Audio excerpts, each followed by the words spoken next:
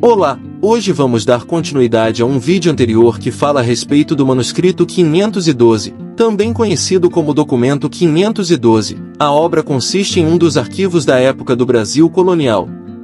O relato se encontra hoje no acervo da Biblioteca Nacional do Rio de Janeiro.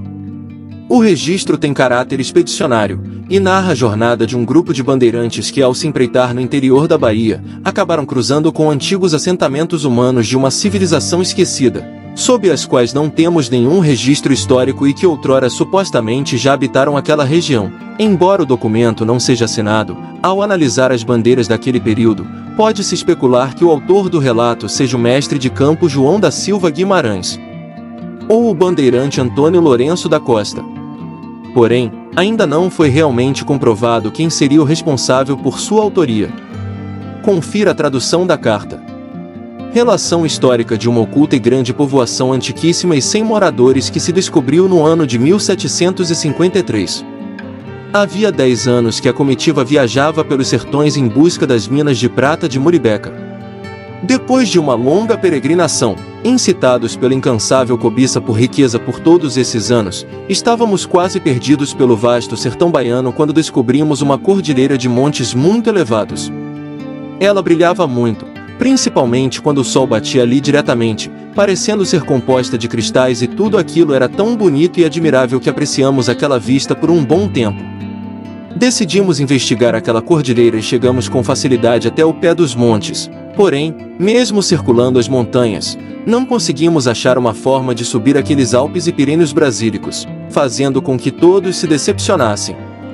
Montamos um acampamento para descansar e bater em retirada no dia seguinte para seguirmos nossa viagem. No entanto, aconteceu de um negro da comitiva correr em disparada atrás de uma caça e, por um grande acaso, descobriu-se um caminho entre duas serras que pareciam cortadas artificialmente. Seguimos por ali e descobrimos uma antiga e deteriorada estrada de pedra. Gastamos mais de 3 horas na subida até chegarmos a um campo, onde pouco mais de meia légua nos foi possível avistar o que parecia uma cidade. Não nos aproximamos e esperamos 2 dias na tentativa de fazer contato, porém, ficamos confusos quando percebemos que ali não havia habitantes. Um índio de nossa comitiva resolveu se arriscar e foi até a cidade, voltando pouco depois afirmando não ter descoberto sequer rastros de habitantes. Fomos todos, então, explorar a cidade, cuja entrada se dava por um portal dividido em 3 arcos, sendo do meio maior. E nele haviam inscrições que não conseguimos ler pois estava muito alto. Logo após o arco, havia uma rua larga com muitas casas em ambos os lados. Entramos em algumas dessas casas e não achamos móveis ou qualquer objeto que pudesse nos dar alguma informação sobre quem habitou aquela cidade. Quando chegamos no fim da rua, nos deparamos com uma grande praça, onde, no centro, sobre uma alta coluna de pedra preta, havia a estátua de um homem que apontava o norte com seu braço. No lado direito dessa praça há um enorme edifício, como se fosse a casa principal, onde encontramos, talhada em alto relevo, a figura de um jovem com peito nu e uma coroa de louros sobre a cabeça. Do outro lado há outra grande construção em ruínas que parece ter sido o templo que fora destruído, talvez, por um terremoto. Encontramos vários símbolos escritos que não podemos entender. Na frente da dita praça corre um rio largo e bonito, com campos de flores à sua volta. Havia também lagoas cheias de arroz, que nos serviu muito bem. Descemos o rio por 3 dias até que chegamos a um trecho onde o rio fica muito maior, cheio de penínsulas. Encontramos uma pedra misteriosa entalhada com símbolos parecidos com os do templo, e que não entendíamos nada. Encontramos também uma grande casa. Subimos pela escada que nos levou a uma grande sala, onde vimos mais inscrições misteriosas. Depois de explorar a casa, voltamos para as margens do rio onde encontramos ouro sem muito trabalho.